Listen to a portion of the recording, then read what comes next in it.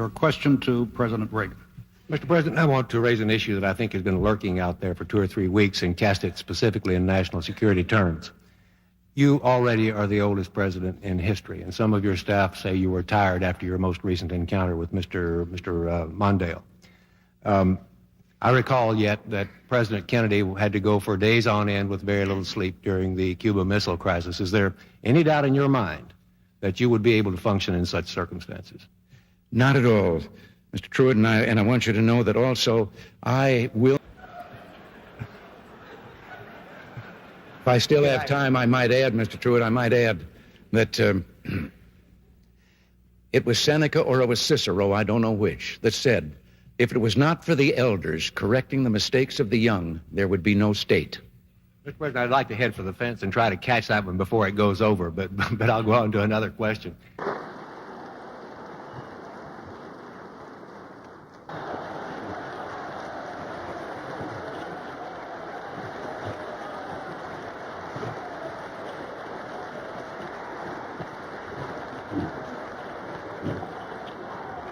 But it is a matter of historic record. On our way here in Air Force One, I was looking down over your countryside out here because most of the way from Oklahoma, I was looking down at clouds. And I could say that it reminded me of a story, but actually I wanted to tell the story whether anything reminded me or not. It was about a fellow that was driving down a country road, and all of a sudden I looked out, and there beside him was a chicken. He was doing about 45, and the chicken was running alongside. So he stepped on the gas, he got it up to about 60, and the chicken caught up with him and was right beside him again, and then he thought, as he was looking at him, that the chicken had 3 legs. But before he could really make up his mind for sure, the chicken took off out in front of him at 60 miles an hour, turned down a lane into a barnyard. Well, he made a quick turn and went down into the barnyard, too, and there was a farmer standing there. And he asked him, he said, did a chicken come past you? And he said, yeah. Well, he said, am I crazy, or did the chicken have 3 legs? And he says, yep, it's mine. He says, I breed 3-legged chickens. And the fellow said, for heaven's sakes, why? Well, he says, I like the drumstick, Ma likes the drumstick, and now the kid likes the drumstick, and we just got tired of fighting for him. And the driver said, well, how does it taste? He says, I don't know. I've never been able to catch one.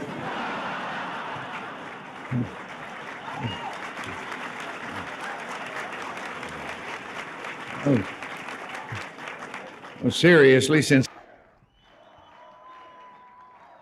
Thank you very much. Thank you all. Thank you. As Henry VIII said to... And you've already, it's kind of been touched upon here that, speaking of old times, you may have heard that tomorrow is my birthday. Now you know about that.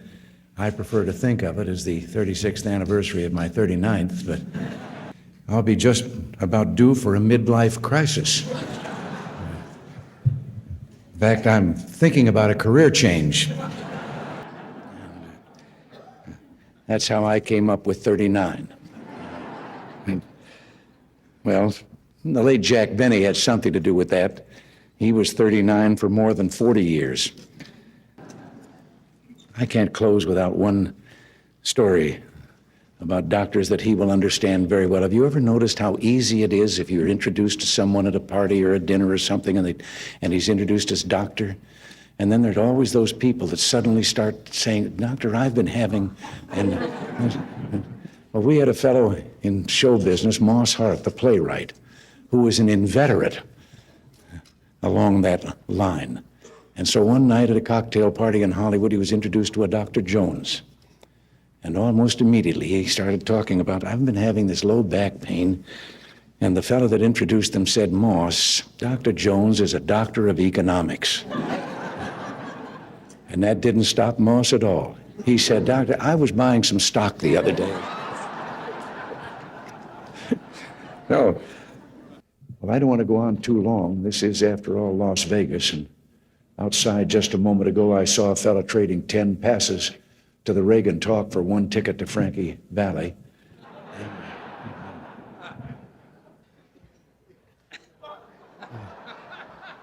We really enjoyed our trip to China and were amazed that the population was over 1 billion people. And as you can see here, the lines are terrible.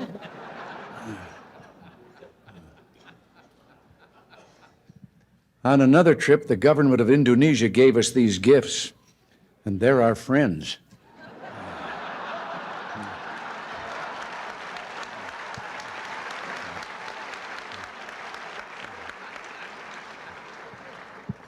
Actually, I love this shirt. I finally found something louder than Sam Donaldson.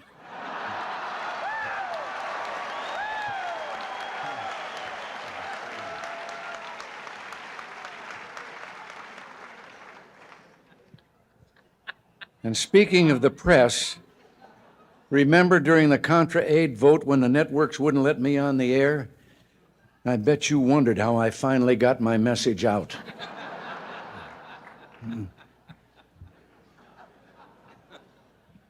It's no secret that the press and I sometimes don't get along. In addition to my standard ploy of using helicopter noise to avoid reporters' questions, I've now added a new method to avoid questions: tear gas.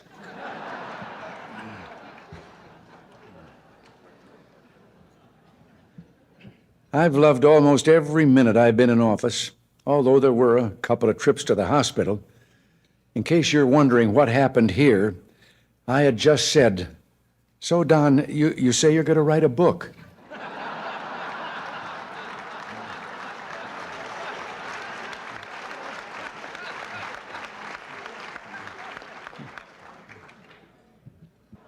One of my greatest enjoyments is talking to the young men and women who defend us from attack.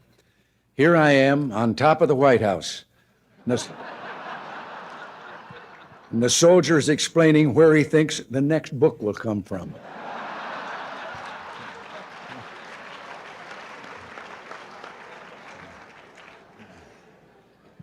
It's fortunate that not everything has been spilled in these books, however. I hope the environmentalists never find out about this one. We used to fly Air Force One over Wyoming low and shoot buffalo from the window.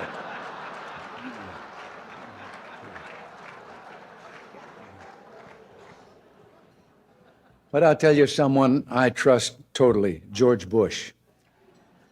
He's been a wonderful vice president, and he'll make an excellent president. And that's why I endorsed him and why I'll work hard for him this fall. Here we are listening to one of his speeches.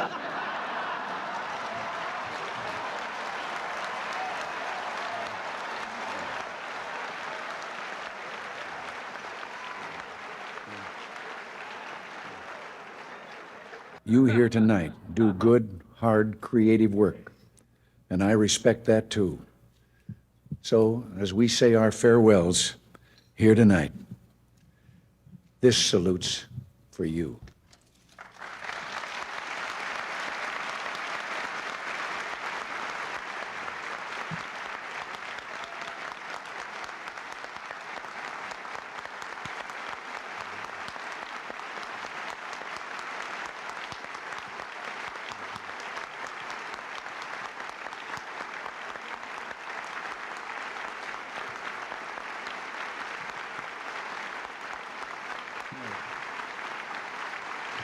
Now,